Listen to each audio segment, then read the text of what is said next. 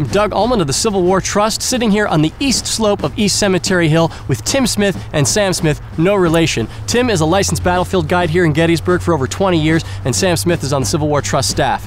Guys, a lot has been made of the decision to attack, or rather to not attack, Culp's Hill on July 1st, 1863. Tim, did the Confederates have a chance of even taking Culp's Hill on July 1st? Sure. Most people who have read about the Civil War have heard of the order that Robert E. Lee supposedly sent to General Richard Ewell, and that order would be attack Culp's Hill if practicable.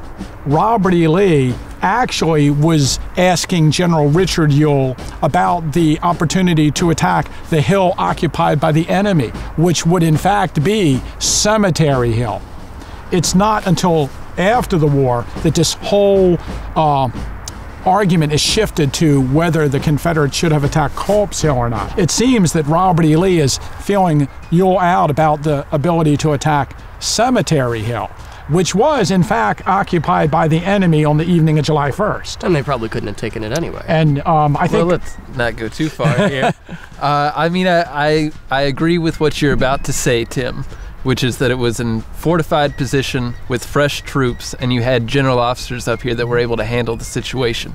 But I don't think that it can purely be assessed from the tactical perspective. I think you also have to think that the Union Army had just suffered one of their worst defeats of the war as the sun's coming down on July 1st, and who knows what they would have done if they had to face another renewed Confederate attack in the evening. Prior to Gettysburg, Ewell was reporting to Stonewall Jackson, and Jackson's style of command is very different from Robert E. Lee's. How does that affect what happens here on the night of July 1st?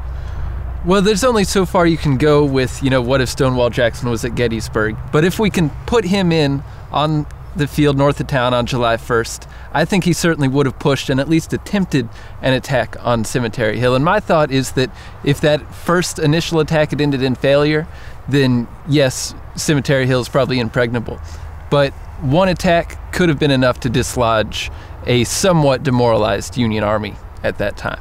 We've pretty much established that, with all the batteries that were here on East Cemetery Hill, West Cemetery Hill, that it would have been, at very least, very difficult and very costly to assault this place. What about Culp's Hill? Do we think that it's, sort of the violence of action that Stonewall Jackson can bring to the Confederate Army that is the reason that people think, if through rose-colored glasses, that this could have been a moment of success for the Confederate troops? Well, what is it that Jackson said? When you beat an enemy, stay on them, and that way a smaller force can defeat a larger one every time. I think Jackson was the kind of man that would push the troops one step further up on these hills. He's a guy that is willing to take a loose order and run with it and use it to its fullest extent. And you see consistent failure to do that by all the Confederate Corps commanders here at Gettysburg. And I don't think it's a coincidence that after Gettysburg you start to see Robert E. Lee really take his army in hand and take and exercise much more control over the movements of his corps. From my interpretation of it, by the time Johnson gets his troops into position, it's far too late in the day, and there are more people on Culp's Hill than there were when those scouts came up in the first place. Perhaps they believe Johnson would get into position earlier and make more of a contribution to the battle on the eastern side of the field. But Richard Anderson's division is not used on July 1st, and they can be used, and they are nearby, and Lee is near them.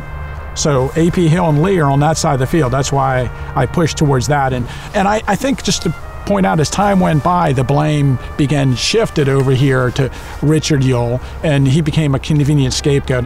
Isaac Trimble writes after the war that he had a discussion with Robert E. Lee on the evening of July 1st. He writes that he argued with Richard Ewell about the possibility of making the attack on the evening of July 1st. I personally don't believe him. I don't find him a very reputable source for the information that happened here on the evening of July 1st.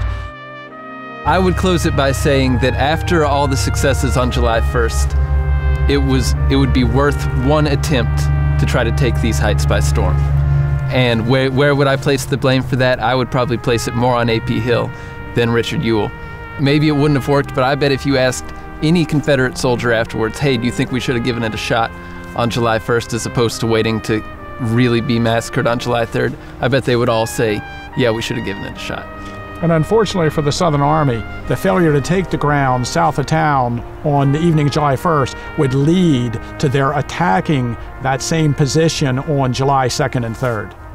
Well, there you have it. No easy answer, but here we are at Culp's Hill, and we thank you, Tim, thank you, Sam. Hope you had a good time and enjoyed watching it. Thank you.